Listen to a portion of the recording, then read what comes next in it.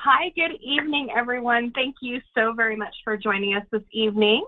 Sorry we're starting a little bit late. I was having some technical difficulties, and Rick and Stacy were so great to get everything ready to go so we could have the webinar this evening. So as we had been advertising this evening, Stacy with Ciitizen is going to be sharing some information about your health data. And she's got some exciting pieces to share with you, including our registry participation and some upcoming opportunities for using our health data. So if you have any questions or anything, feel free to write in the chat. Rick and I will be moderating that, and we can pass those questions along. We will have some time at the end for some questions and answers if you have anything that you want to wait until the end to ask as well. So with that, I will turn it over to Stacy, and thank you, Stacy, for joining us this evening. Thanks, Candace, and thanks, Rick, for getting us organized. So I am going to figure out this whole like how to share my screen thing, and then, okay. As Candace mentioned, my name is Stacy Tignano, and I am with a company called Ciitizen. Hopefully some of you are aware that Ciitizen and Cholangiocarcinoma Foundation formed a partnership in mid-August, and I am hoping to kind of walk through what it is we do and why we formed a partnership and what potentially the benefits for you as members of the CCF community are. So we don't have a lot of people on this call. I am super happy to make it incredibly interactive. I know Candace is going to be fielding questions. So as those pop into your head, go ahead and ask them. All right, I need to minimize all these little control panels that I have. Okay, so Ciitizen, spelled incorrectly with 3 I's instead of just 2 I's. We believe in educating and empowering people, and I'm just going to give you a little bit of background on the company so you understand where we're coming from. The man on the far right-hand side of the screen, smiling with the woman next to him, is Anil Sethi, and he is actually our founder. The woman next to him is his sister, Tanya Sethi. And Tanya was killed by metastatic breast cancer in September of 2017. The long lead up to that is Anil has been in the health data space for a number of years. He's been working in that space for a number of years, and he was working on a tech startup where people could start to take control of their health data from their portals. And so in the cancer space, as probably many of you are very familiar with, we often are seen at a variety of different facilities. When he formed this original company, the idea was that we needed to pull that information into one space to kind of aggregate it together and allow people and patients to be really in control of that health data. During the time he was forming that company and growing that company, his sister Tanya was diagnosed with metastatic breast cancer, and he accelerated the growth of that company, sold it to Apple. That's what now powers the Apple Health Kit, and really set about helping Tanya find the best care. They were seen at 17 different facilities, 23 different providers, and ironically and frustratingly and sadly, the biggest challenge that they faced was getting all of Tanya's health data in one place so they could have the next conversation with the next specialist that was hopefully going to get her the right care. So when Tanya died, Anil made a promise to her that he would really change the system. The thing that he learned was that patient portal data is great, but it is not comprehensive, and it is not everything that somebody needs in order to, one, coordinate their own care or to really accelerate research. And so his second hire was the woman in the middle. Her name is Devon Mcgraw.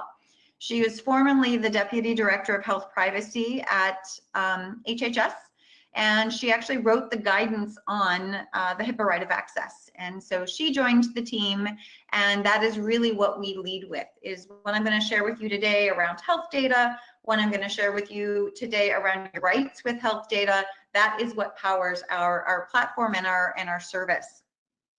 On the far left side, the woman smiling with no hair is my mom.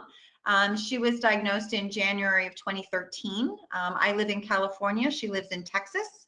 I took a leave of absence from my job and I started flying back and forth, leaving my family to go take care of her and my other family.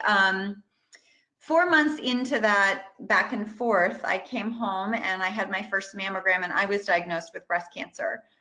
So this really has been a kind of a paradigm shift for lots of us in the company. And we're really intent on changing the game and changing the system and doing better. So starting with cancer, we really want to help people understand the value of their personal health data, and I'm not quite sure why I can't advance, and their right to access it. So really quickly, that's what we're going to go through today. We're going to talk about what health data is. Some of this might be something that you're like, duh, I already knew this. So we're not going to spend a lot of time on it. We're going to talk about the value of that health data. Again, many of you are probably already aware of the importance of your health data. And then we're really going to talk about your patient right of access. What are your legal rights under Hipaa to have that data, to have some sort of control and stewardship over that data? And then we're going to talk about the partnership between Ciitizen and Cholangiocarcinoma Foundation. As I mentioned, and you know, Candace is fielding questions. If there's ever something that's just burning in your mind and you don't think you can hold it, feel free to go ahead and ask.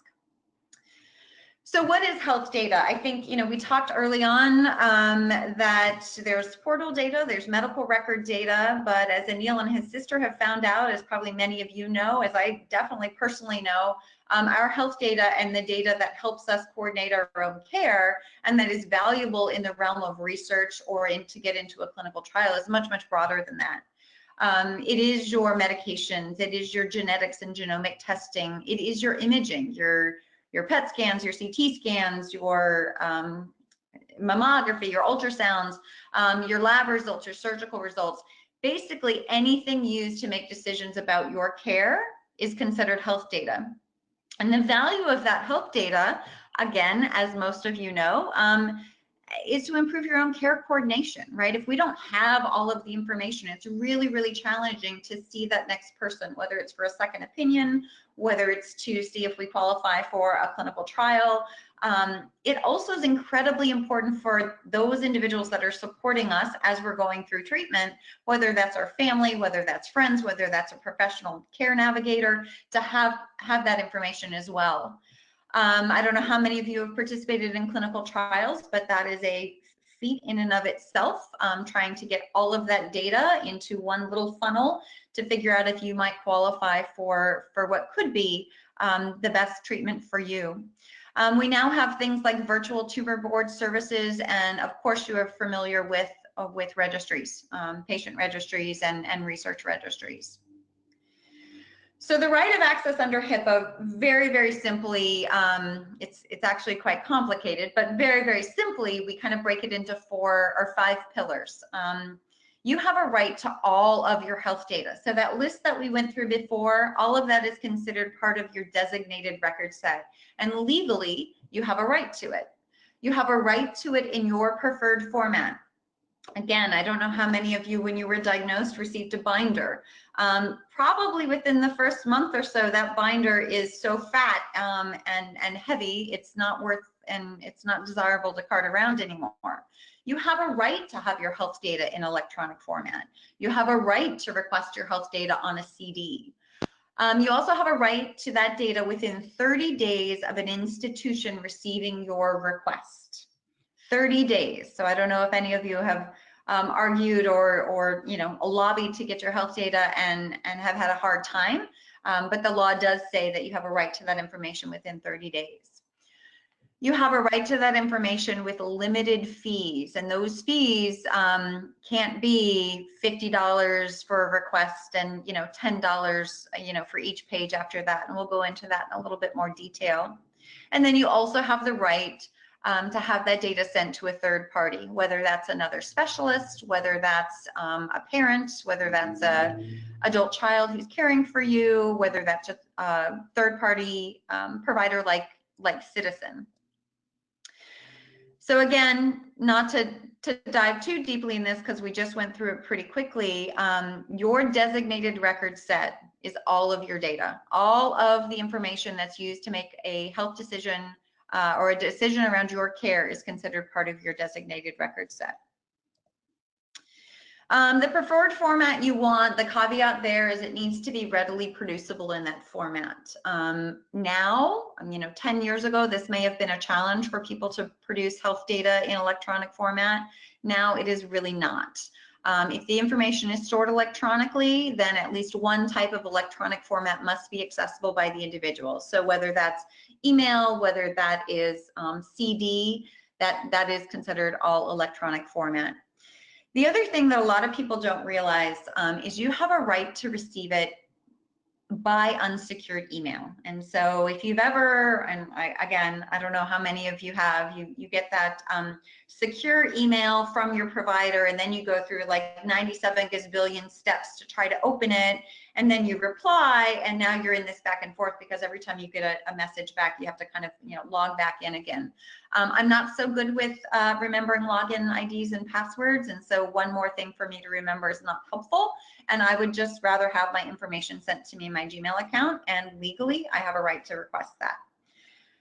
The other big exception is that you can't require an entity or facility to accept a format that might cause them security risks. And the example that we use is a thumb drive. If you were to walk into the office and say, hey, I'd like all of my health records on this particular thumb drive, please, they can actually refuse you because they don't know what's on that thumb drive. And if they were to stick it into their computer and there was some sort of a virus on it, that could wreak havoc with their IT department. The 30-day rule and the limited fees, again, 30 days from the moment that they receive your request. And it's really important that for this reason, they cannot require you to come into the office to request these records. They cannot require you to come into the office to request your records. It is considered placing an undue burden on a patient. Whether people moved, whether people have mobility challenges, whether people are just too tired and they don't want to go into an office, they can't require that. They also cannot require that you submit a request by snail mail. And the reason is that 1 day, 2 day, 3 day process for that mail to go from your house to the institution, that causes a delay. Again, that's an undue delay and an undue burden on the patient. So they cannot require you to mail things in. And then the reasonable cost-based fees for labor. Again, if we think about the ways that we want to have our information, if you are somebody who wants paper, it is perfectly reasonable for you to request it via paper, but you can expect to be charged for the time and the materials fees for somebody standing and kind of copying things. Hopefully they've got printers now, so hopefully nobody's standing and having to make old school copies. Grabbing information from a portal must be free, and entities are strongly being encouraged to provide free copies. And the other thing to note is if they are going to charge you a fee, they need to let you know in advance what that approximate fee will be. And then you have the right to request a copy be sent to a third party. Again, a family member, a specialist, somebody you're seeking a second opinion from, a health record platform, or a research program. And all of the same provisions apply with regard to timing, fees, forms, and format. So family member rights. You can use your right of access to have information sent directly to a family member. That's the third party pillar that we just talked about. However, family members who sign the Hipaa release forms, those individuals can get your data. Individuals who become power of attorney or are in some way, shape, or form legally entitled to make decisions for somebody else, it's almost as if they're requesting records for themselves. They're not considered a third party. Doctors are permitted to share information relevant to the care of an individual, but it's permitted, it's not required. And can they say no?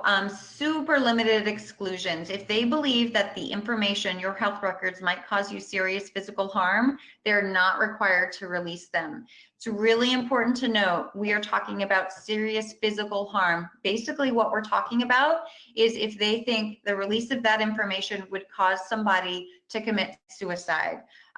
This is not a situation where they say, oh, that might unnerve them, or that might make them uncomfortable, or they might not understand the information. Legally, they're not allowed to make that decision for you. The covered entity may require a written request, and we'll go through that within the platform. They need to take reasonable steps to verify your identity, but they can't create the barrier to delay your access. And again, that goes back to requiring you to come into the office or requiring you to mail in a request. The other thing that, again, I don't know how many of you have gone through the process of requesting your records, but they can't require you to give a reason for wanting your records. And I have friends who like to give really unreasonable reasons just to see if somebody's going to respond to that. They can't say no because you haven't paid your healthcare bill. Now, they can require you to pay for the records if they're going to charge you, $5 to get your records, but they can't say no because you haven't paid your healthcare bill. And again, concerns that you might be confused by the information or upset by the information are not reasons to withhold that. Candace, do we have any questions, or should I jump into the partnership piece? I don't see any questions, so I think the partnership would be great. Awesome, thank you. So why cholangiocarcinoma? Why is Ciitizen working with Cholangiocarcinoma Foundation? I do have my own personal reasons, and we don't even need to get into those, but I know that you guys all know that cholangiocarcinoma is an overlooked and underserved population as a rare cancer. We know that there's not a lot of data out there, and it's getting better, and Cholangiocarcinoma Foundation is helping it to get better, but we all realize that a large data set is what moves research, and so we want to help with that. The other thing, and the other thing that Stacy Lindsay and Melinda Bikini, and when we first started talking about the value that we could provide together, is you have a registry. You have, I think it's 1,300 people who have consented to share their health data and some of their experience with Cholangiocarcinoma Foundation in an effort to try to accelerate research.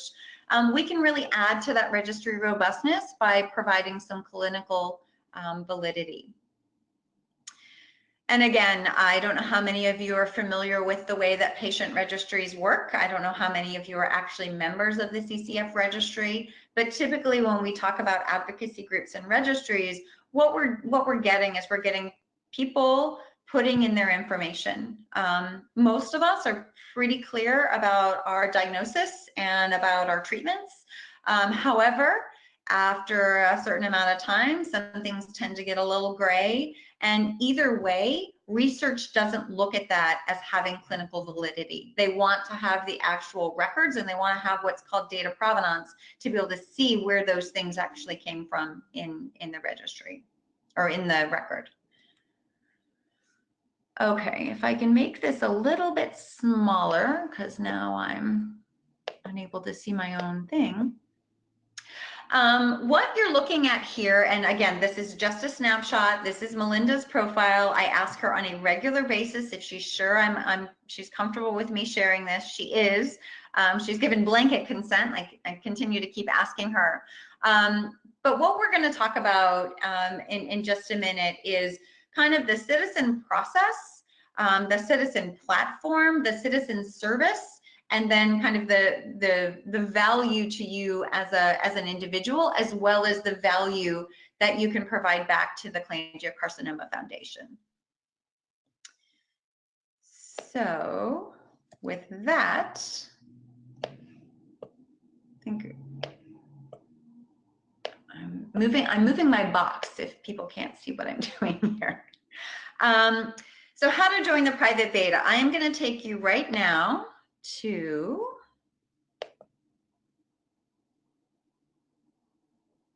hopefully a window that pops up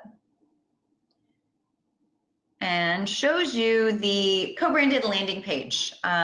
This, if you haven't already been here, this describes a little bit about the partnership, answers some questions about how is this beneficial for you and the CCF community.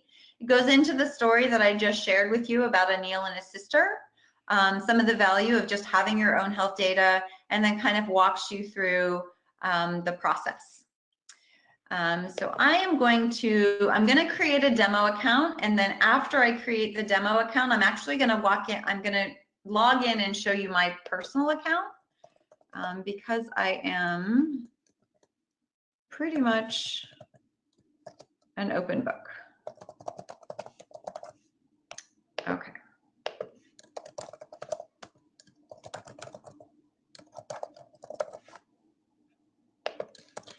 And if I had one superpower, it would be to be able to talk and type at the same time. I don't have that superpower, so apologies for the silence. Can everybody see, and by everybody I mean Candace, because you're the only one not muted. Can you see my screen now? Yes. Awesome. Oh, and Rick. Okay, so what I'm showing you is as you first log into Ciitizen, we lead off with what our ethos is, which is your data, your health data belongs to you, and legally under HIPAA, you have a right to have your records. If you look down here in the bottom right-hand screen, there's this little smiley face. If you have any questions at any time, we can support you. There's somebody that's manning that on a regular basis. Well, you guys are all over, so I was trying to do the calculations for Central Time, but basically between 9 a.m. and 5 p.m. Pacific Time. If you have your records with you, or electronically, we want to make sure that people feel comfortable knowing that they can upload their own records. But one of the real values for Ciitizen is the fact that we will request records on your behalf. And that's the process I'm going to walk through now. So you click Request Records, and you choose your state, and you type in your hospital. And I am only allowed to do a demo account with a hospital called Red Hospital, which is why I'm choosing that. And so if you find your hospital in there, great, list it. If not, you can click a little box and say my hospital's not listed, and you will type in the name of that hospital. Now it's asking me, it's saying, did I have any imaging done at this facility? And it's reminding me that imaging is part of my designated record set. And so if I would like to, as part of my Ciitizen profile, as part of something that I may one day consider sharing back with the CCF registry, I can request those images, those X-rays, CT scans, PET scans, MRIs. So yes, I did. One of the things to know is that your sensitive records can remain included or excluded. What is considered sensitive record types are mental health records, HIV status and test results, sexual health, reproductive care, and any substance abuse records that you have.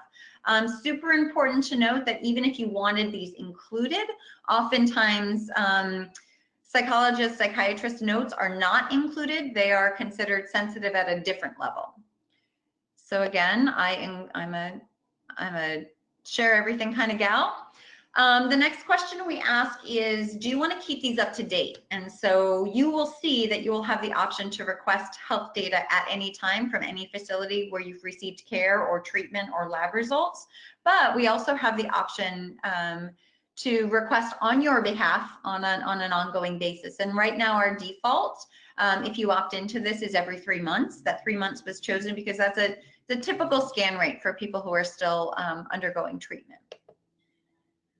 Okay, and so now you remember that we talked about a facility needs to be able to verify that you're you. So this is asking for a photo of your official ID. Because we are leaning into HIPAA right of access, we are US based only. Most people have a driver's license, not everybody does. If you don't, then we can definitely work with you on that. But we need to have a legal government ID. So I'm gonna say take a photo of the front. And then, oh shoot, I can't, okay. I'm not gonna say take a photo of the front because I'm actually sharing my camera. Hold on 1 second. I need to stop sharing my camera. And now I can take a photo of my front.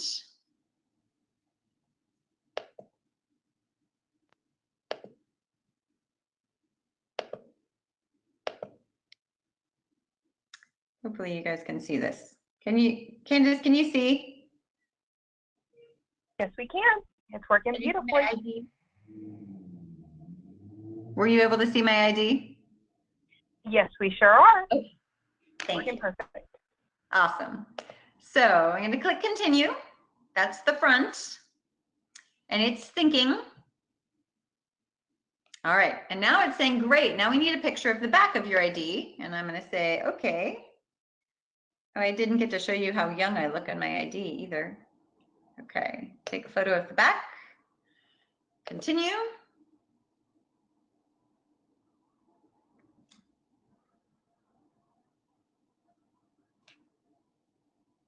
It's really thinking very hard right now, making sure that I'm me.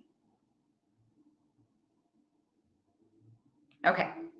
And then it just wants to confirm all of this information. Am I who I said I was? Do I want to add my birthday? They're gonna figure it out anyway from my records, but here I'm gonna have a different birthday and let's just make it. Ooh, I'm super young now. And I don't need to put in all the rest of that.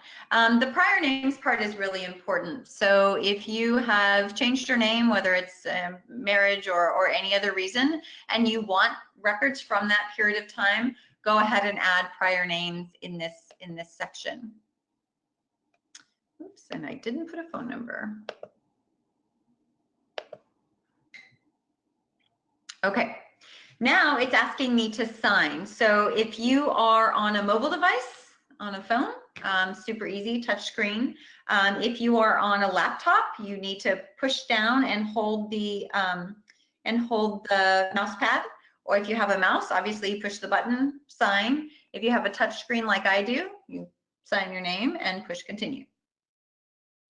And what this is doing is this is going to auto-populate a request form that comes from Ciitizen with all of your information saying that you are requesting your information and you would like it to come to us, and it will land in your profile.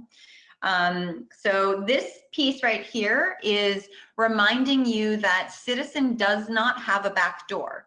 If you choose to request your data and store it here, it can end there. We will never share it, not even with Cholangiocarcinoma Foundation without your permission. We are working on a lot of other opportunities where your data might be valuable. These are relationships for research. These are potentially to be able to help people find clinical trials. If you are interested in that, and if you just want to opt in on that, you can click yes. And if you are not interested in that, you can click no. And this is the really important part on a personal level and definitely on a professional level, but really on a personal level, I want people to know that we are about you having control over your health data. And so if you were to click yes, then we will give you opportunities as they arise. And if you click no, that's okay. You don't have to share it with anybody. It is telling me that my records are requested, and if I wanted to, I could make a new request from a different facility. Instead, I'm going to say that I'm done, and I'm going to log out of here. And then I'm going to log into my real profile.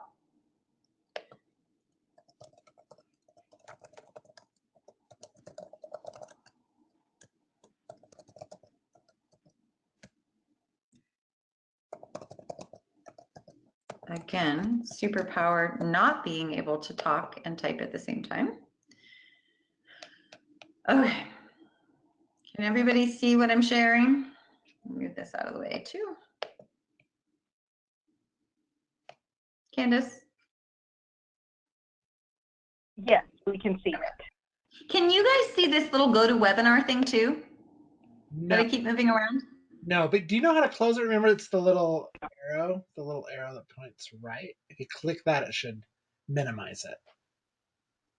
Rick, you are amazing. Thanks, I'll take it. And no, I don't remember, and I blame it on tamoxifen. So, all right, what everybody is looking at now is actually my Ciitizen profile, and this is something that has been created for a little while, but I'm just going to walk you through it so you can have an idea of what to expect. If you choose to create a Ciitizen account, if you choose to request records, this is similar to what yours will look like. So I have one request in here, and it was fulfilled. on August 30th, 2019. I have a document here, and if you preview it, you can see that it's 2,446 pages long. This is a summary of my care, actually all of the records of my care at a single facility. So I can go through this, I can, read about it, I can remember those pretty miserable times, although it's much more than just my cancer story.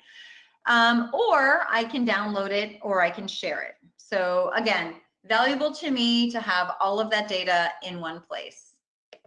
The other document that I have in here is my Ambry genetics report. And so this is just a panel test that was run, actually the second panel test that I had to add a couple more, look for a couple more variants. And again, it's here, I can download it, I can share it, I can do whatever I want with it. The most exciting part to me, because I had never seen these images before, is the fact that these are all of my images. These are all of my MRIs, all of my mammograms, all of my ultrasounds, and they're in study format, just the way that they're taken, and I can go through and look at them, or again, I can download them, I can share them.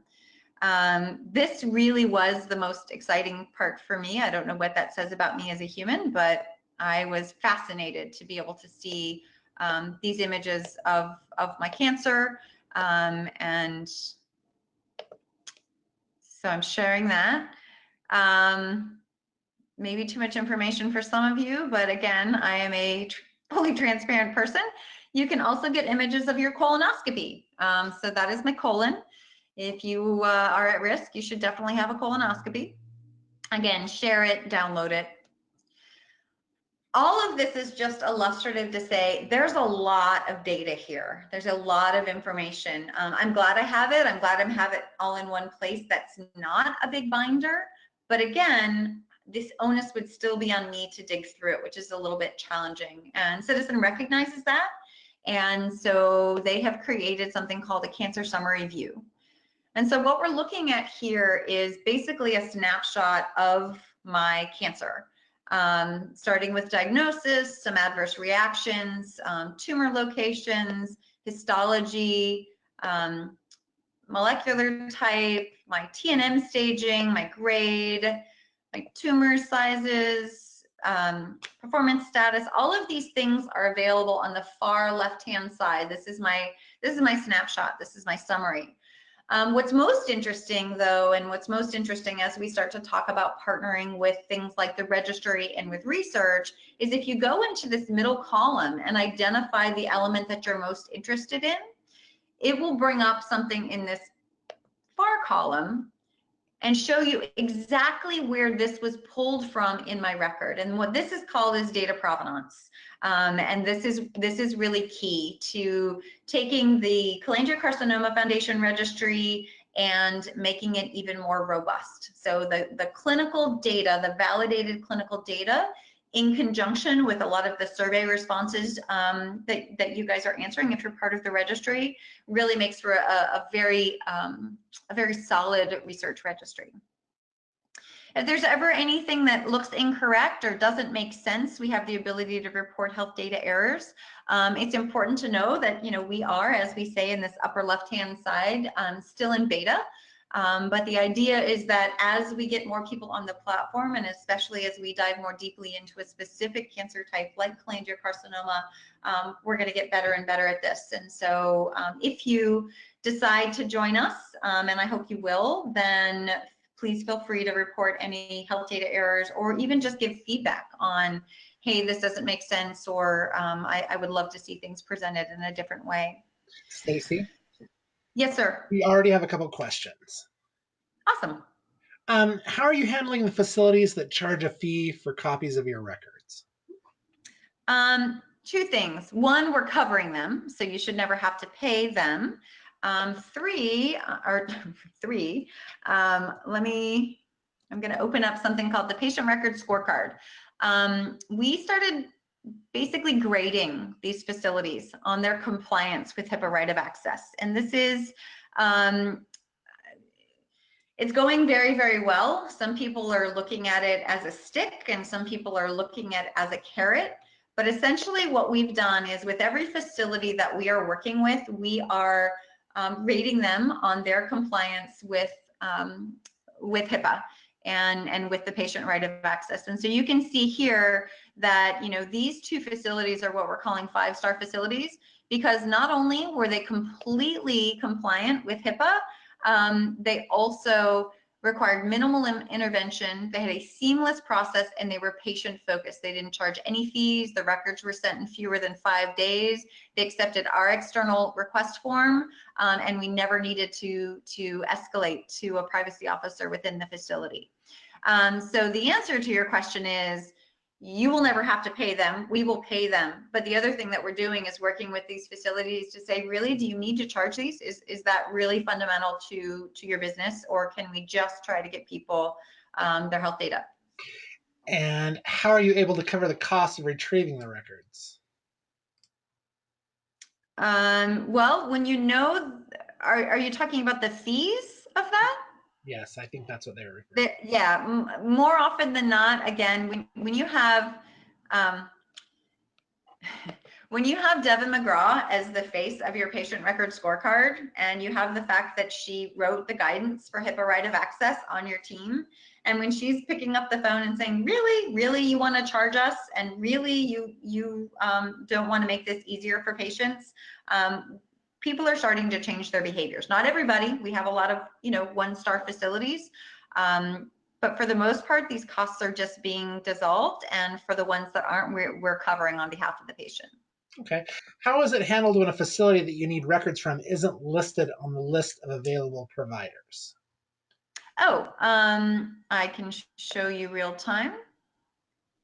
So I'm in my profile again, not the demo profile. I'm going to request records, and I'm going to choose my state, and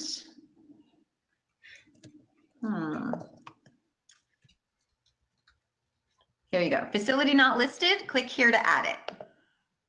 And then you're going to add your facility and just the city. We don't need the full address, but the city and state. And so then it will be added to the drop-down menu. Awesome. That's all the questions for right now. Awesome. And then the other thing that I want to show you guys is this care team piece. We talked earlier about, you know, however you want to use your health records, however you want to have your health data, that should be the focus and is the focus. But we all know that sometimes it's valuable to share this information. Sometimes it's just valuable to have your spouse be able to look at it, or again, to share it with a doc for a second opinion.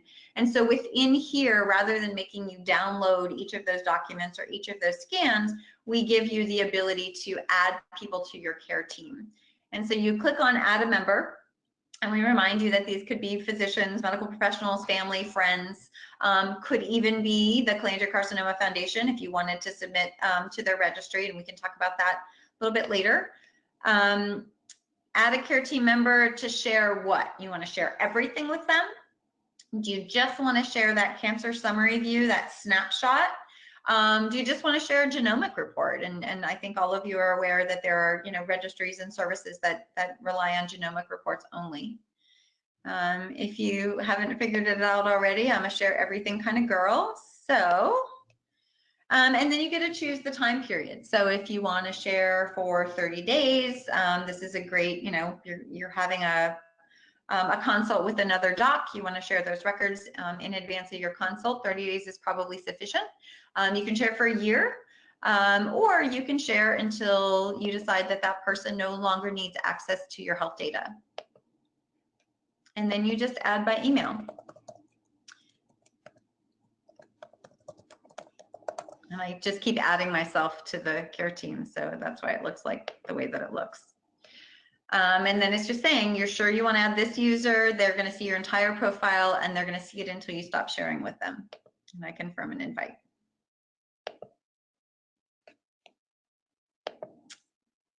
Make sense? Another question. I'm not gonna, go ahead. Okay. This person works with many individuals where the patient has already died. The caregiver would like to have the information so that they can pursue the genetics for their children or siblings. How do they? Yep.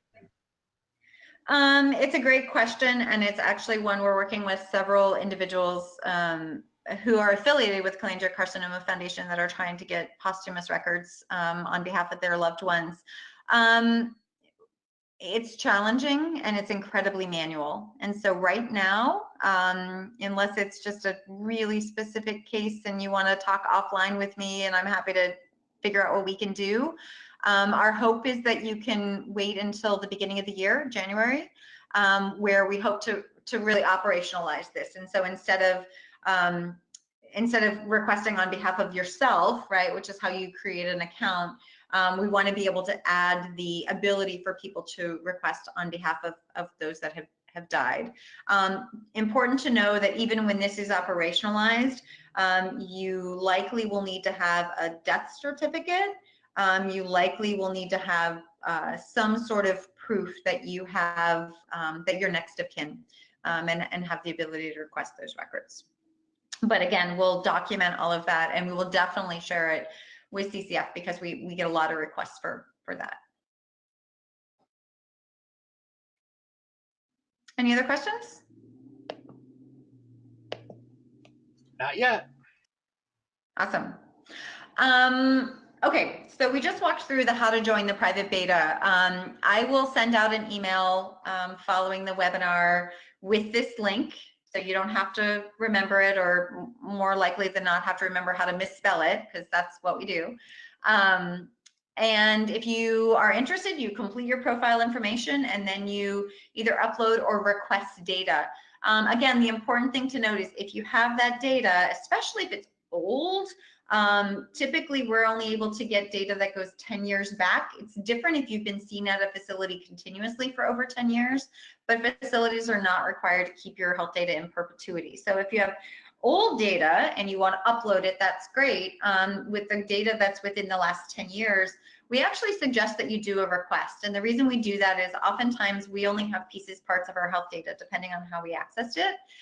We actually have the ability, when you go through the platform, to request that entire designated record set. So we will get physician notes. We will get a lot of the things that you don't actually get to see in your portal. The answers before the questions. It is my hope one day to be able to attack all of these questions before they're actually asked. Not that I don't love question and answer sessions. There is no cost, and I always forget to mention that because really I wouldn't be at this company if we were charging patients to get information that was absolutely legally theirs. So there's no cost to you. There is no cost to Cholangiocarcinoma Foundation.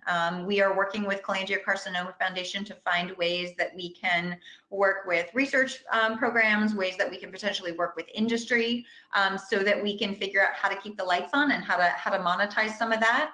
But as I say the word monetize, it's super also important for me to let you know that there is no back door.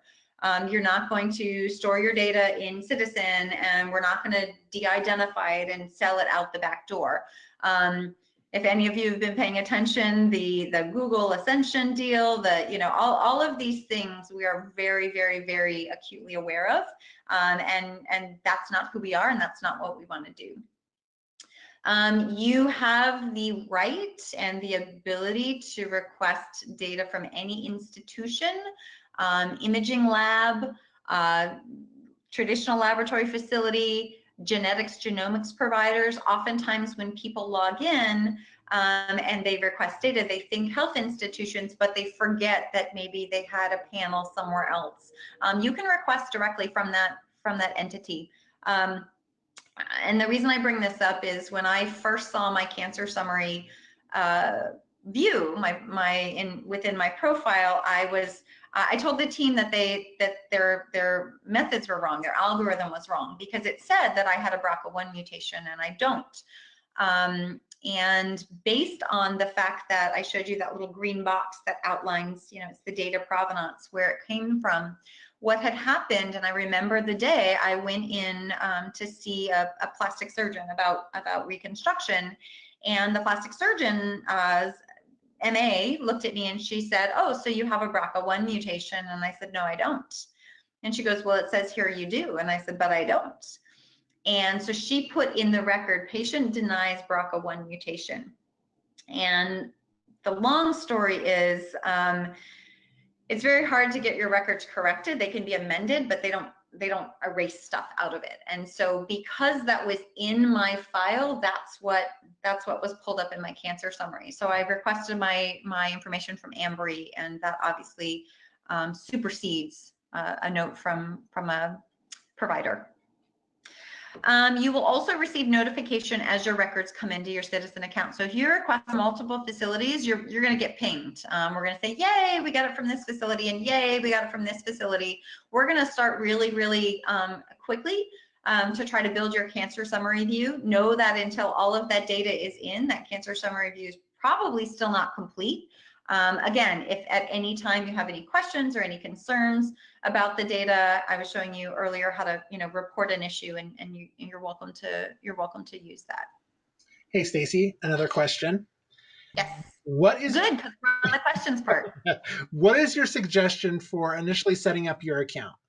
Do we just put in all of the places that we possibly have records with, even if we don't know how many records they have? We've been to so many places and are not sure what kind of records they have.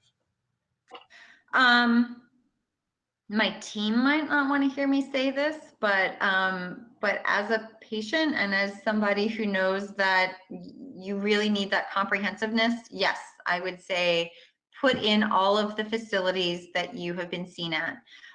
Again, super important to note, I don't know how long, if you're actually the patient or if you're a caregiver, I don't know how long you've been dealing with the disease.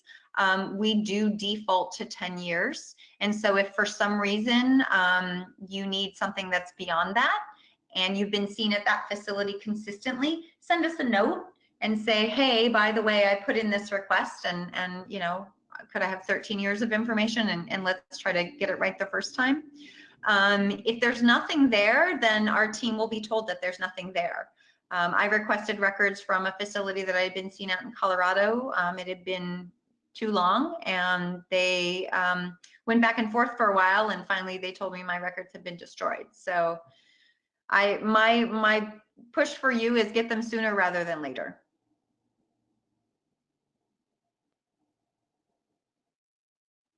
Any other questions?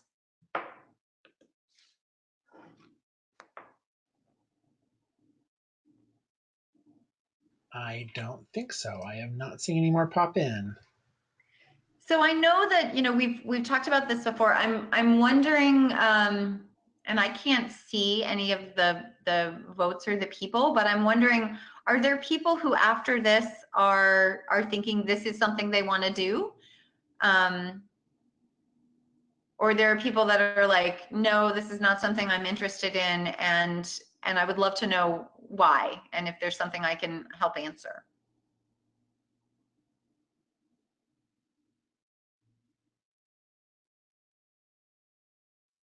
Super quiet. Stacey, and I don't know if you've hit on this or not, but could you share a little bit more about some of the safeguards that Ciitizen takes in order to protect the health information that is uploaded? Yep, absolutely. So we are Hipaa compliant. We, as a third party care entity, we don't have to be, but we decided on that very early on before we even launched that we would be Hipaa compliant. Hipaa compliance, for those of you who are not aware, it's not a software thing. It's a whole process thing. It's the way that we treat data. It's the way that we lock our screens when we walk away from them. It's the way that we don't use patients' first and last names. It's all of these things. So that's really on the privacy side. And then on the security side, we use Amazon Web Services, so a cloud-based service. And for those of you who are not familiar, Amazon has a tremendously positive reputation, and they have a very vested interest in maintaining that tremendously positive reputation around the security of that data.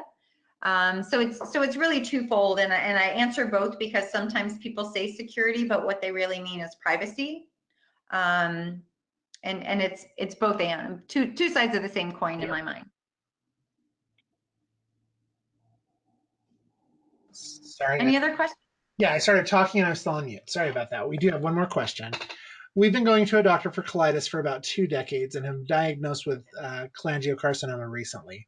Can we request the records for our colitis as well? Okay, so that's a great question. When you request records, you are not just requesting cancer-specific records, you're requesting health records.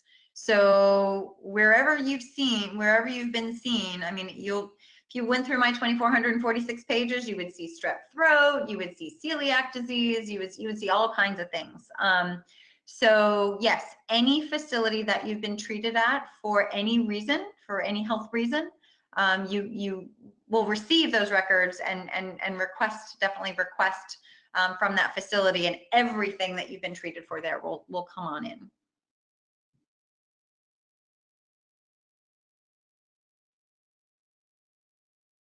Any other questions? I think that's it. Oh, I'm waving, but I forgot I disconnected my camera. Well, thank you so very much, Stacey, for sharing the information with us and for asking, for answering so many of the questions. Absolutely, and wonderful questions. Do what? Oh, I'm sorry. I just was saying thank you for all the wonderful questions. Wow. Yes, absolutely. And again, I will send an email out to everybody that Rick lets me know was on this, and I will be happy to answer any additional questions you might have. So thank you guys, and have a wonderful evening. Thank you, Stacey. Thanks, Rick.